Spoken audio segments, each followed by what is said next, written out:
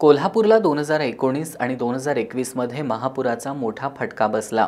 त्यावेळी अतिवृष्टीमुळे आलेला महापूर आणि भूस्खलनाच्या घटना याचा धोका ओळखून कोल्हापूर जिल्ह्यातील आपत्ती व्यवस्थापन यंत्रणा सतर्क झाली आहे। या संदर्भात अधिक माहिती जाणून घेतली आहे आमचे प्रतिनिधी इक्बाल रेठरेकर यांनी। गेल्या 2-3 दिवसापासून कोल्हापूर जिल्ह्यामध्ये पावसाचा जोर वाढलेला आहे आणि पंचगंगेची पातळी आता वाढत आहे। जवळपास पंचगंगेचं पाणी पात्राबाहेर देखील पडलेलं आहे। त्यामुळे आता जिल्हा प्रशासनाची आपत्ती व्यवस्थापन यंत्रणा देखील अलर्ट मोडवर आहे। एकूणच कशा पद्धतीने ही आपत्ती व्यवस्थापन यंत्रणा सज्ज आहे याबाबत आपण अधिक माहिती जाणून घेणार आहोत। माझ्यासोबत आहेत आपत्ती व्यवस्थापन अधिकारी प्रसाद संगपाळ आहेत। सर, काय सांगाल, कोल्हापूर जिल्ह्यामध्ये पावसाचा जोर वाढलेला आहे, आपत्ती व्यवस्थापन यंत्रणा कशा पद्धतीने सतर्क आहे? कोल्हापूर जिल्ह्याचा विचार करता आपण बघतो गेली साधारणपणे 8 दिवस झाला आपल्याकडे जोरदार पाऊस झालेला आहे। असाच पाऊस साधारणपणे अजून पुढचे 4 दिवस राहील असं भारतीय हवामान खात्यानं भाकीत केलेलं आहे। या आठवडाभराच्या पावसाचा विचार करता जिल्ह्यातील धरण क्षेत्रामध्ये दमदार पाऊस झाल्यामुळं धरण क्षेत्रातही पाण्याच्या पातळीमध्ये वाढ झालेली आहे। त्याचबरोबर धरणाच्या पुढचा जो नदी क्षेत्राचा भाग आहे ज्याला आपण प्री कॅचमेंट म्हणतो, त्या फ्री कॅचमेंटमध्येही मोठ्या प्रमाणात पाऊस झाल्यामुळे नद्यांच्या पाणी पातळीमध्ये आपल्याला वाढ झालेली दिसून येते। जिल्ह्याच्या आपत्ती व्यवस्थापन विभागाचा विचार करता 24 तास नियंत्रण कक्ष सुरू आहे। नियंत्रण कक्षामध्ये 4 लँडलाईन आपण इथं सुरू ठेवलेले आहे। 1077 हा टोल फ्री क्रमांक सुरू ठेवलेला आहे।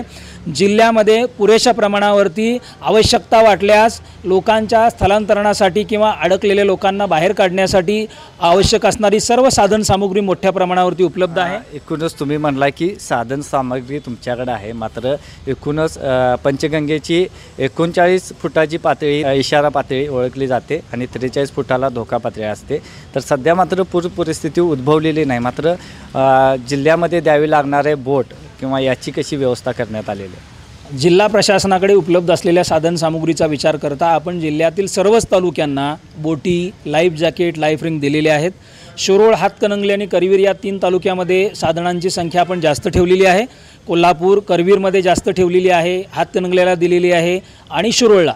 या व्यतिरिक्त इतर सर्व तालुक्यांमध्ये आपण 2 बोटी, त्यासोबत आवश्यक असणारे लाईफ जॅकेट, लाईफ रिंग, रोप इत्यादी साहित्य सर्व तालुक्यांमध्ये आपण दिलेलं आहे।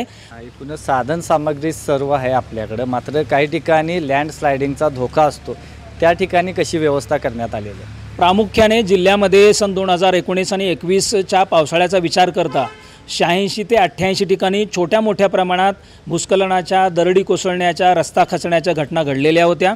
या सर्वच गावांचं मॅपिंग, यांचं मार्किंग आपण प्रत्येक तालुक्यामध्ये तालुकावार केलेलं आहे।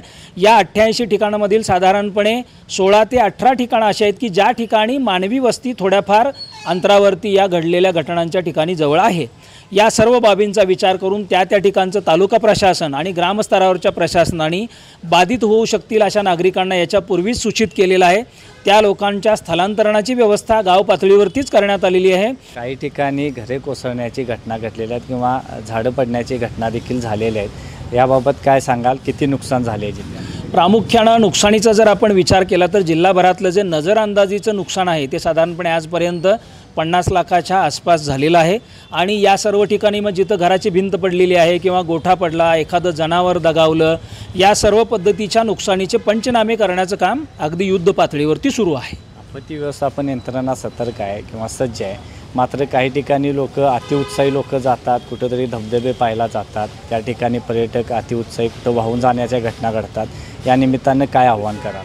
याच्यामध्ये जिल्हा प्रशासनाच्या वतीने माननीय पालकमंत्री महोदयांनी आणि जिल्हाधिकारी महोदयांनी हे आवाहन केलेलं आहे की ज्या ठिकाणी लोक मोठ्या प्रमाणावरती वर्षा सहलीसाठी जातात अशा ठिकाणी दुर्घटना घडण्याची शक्यता नाकारता येत नाही। अशा ठिकाणी गेल्यानंतर पाण्यात उतरून हुल्लडबाजी करणं, सेल्फीचा मोह करणं, या सगळ्या गोष्टी नागरिकांनी टाळल्या पाहिजेत।